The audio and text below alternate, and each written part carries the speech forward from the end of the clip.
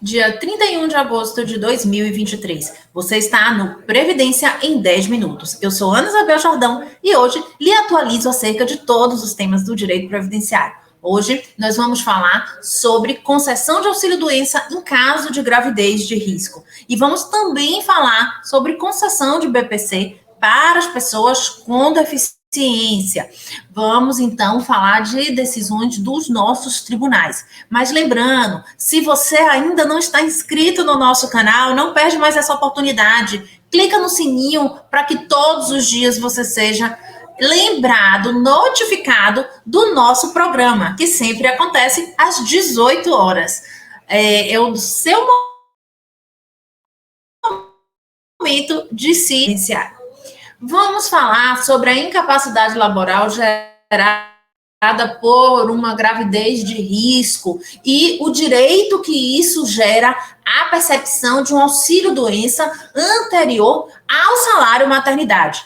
Este entendimento foi, mais uma vez, ratificado na primeira turma do Tribunal Regional da Primeira Região. Deu parcial provimento a um recurso em que o INSS ele contestava a sentença que concedia o auxílio-doença a uma trabalhadora que esteve incapacitada para as suas atividades profissionais em razão de uma gravidez de risco. A autarquia alegou um cerceamento de defesa devido à ausência de um laudo médico pericial feito no âmbito da justiça.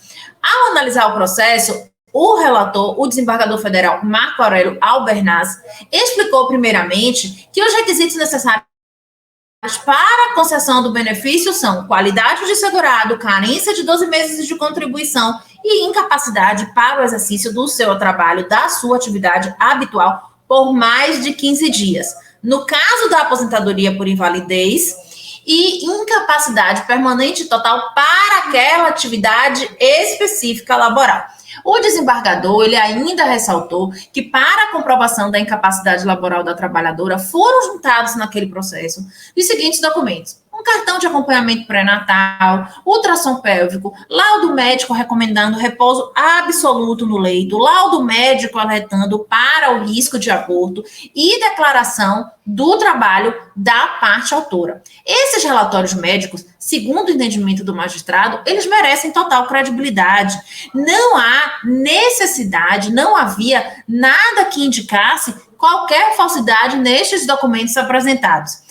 Além disso, afirmou que o INSS não trouxe aos autos elementos objetivos que revelassem possível incorreção ou mesmo falsidade nos laudos médicos apresentados por aquela trabalhadora. Então, diante disso, né, como bem já havia decidido o próprio juízo de piso, né, o juiz, a realização de outra perícia seria ato totalmente desnecessário e inexequível, até porque a criança já nasceu, felizmente saudável, e a autora possivelmente já teria, inclusive, retornado às suas atividades. Além do que, a configuração da gravidez de risco emerge cristalina na farta documentação apresentada no processo. Então, seria totalmente dispensável. E mais, esses documentos que foram trazidos durante o curso do processo, eles não foram impugnados pelo INSS em momento nenhum.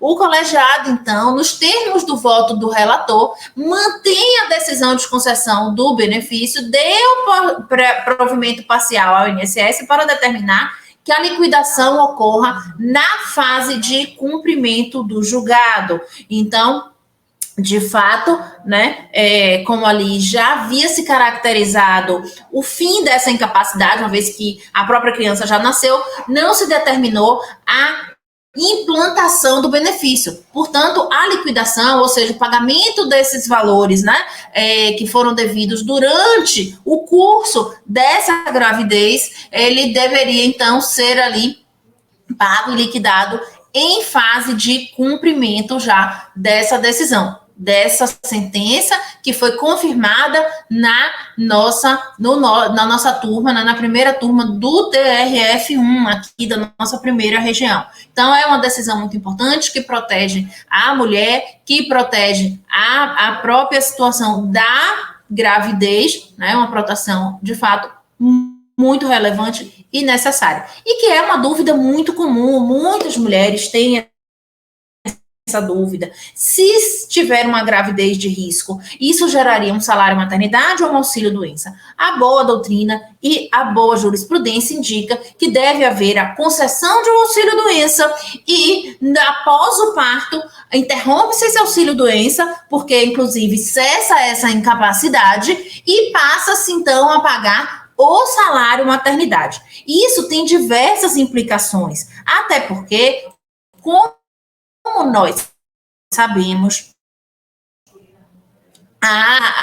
o valor do salário maternidade é diverso do auxílio-doença. O auxílio-doença, ele está, inclusive, limitado ao teto. Já o salário maternidade não tem limitação de teto. Então, em caso de gravidez de risco, até o parto é devido um auxílio-doença e, após o parto, o salário maternidade. Isso é o que está posto pela boa doutrina e pela boa jurisprudência, agora, mais uma vez confirmada no âmbito do TRF da primeira região.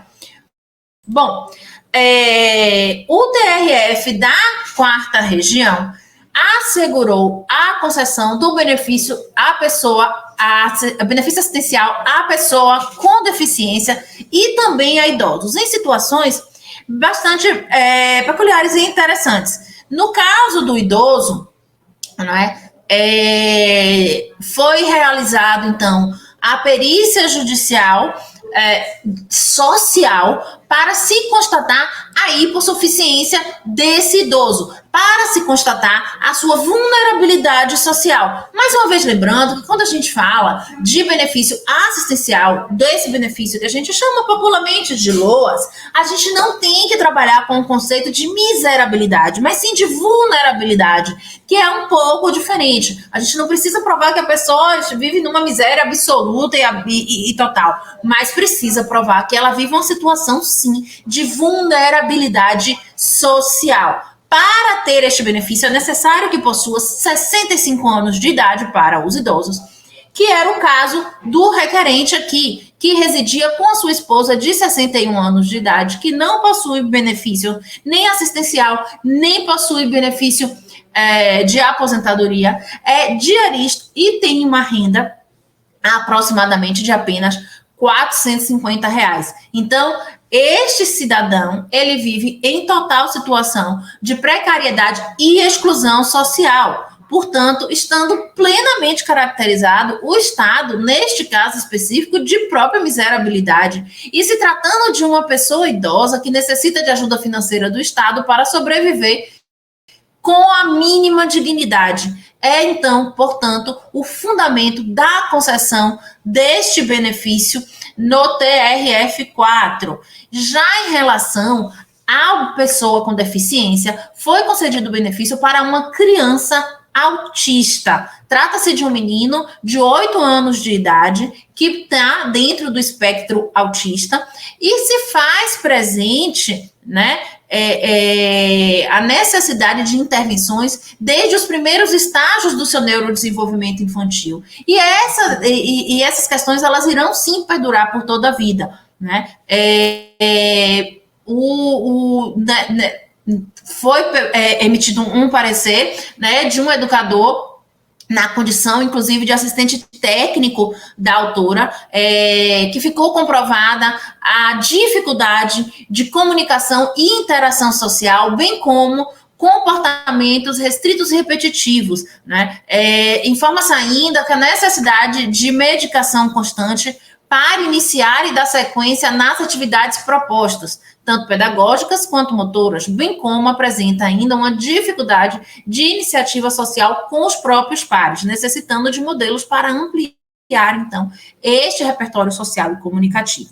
Bom, então, restou concluído, né, a impossibilidade dessa pessoa não só de prover o seu próprio sustento, mas também de desenvolver-se plenamente, o que faz com que a sua mãe, né, que é ali o seu grupo, o seu o chamado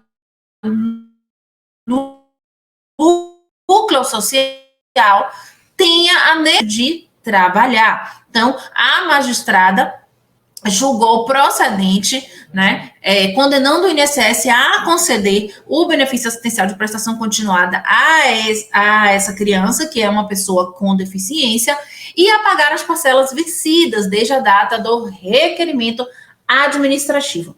Essas decisões, elas ainda poderão ser discutidas no âmbito das turmas recursais, mas é uma decisão extremamente importante. A gente tem visto o aumento da concessão de benefícios a crianças autistas, e o que é fundamental para o desenvolvimento dessas crianças, porque assim, muitas vezes, um dos seus cuidadores tem a possibilidade de alguma forma, acompanhar mais de perto o desenvolvimento dessa criança.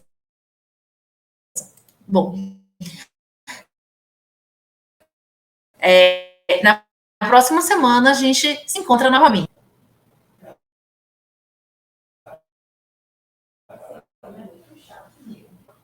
Eu acho que ele é chato,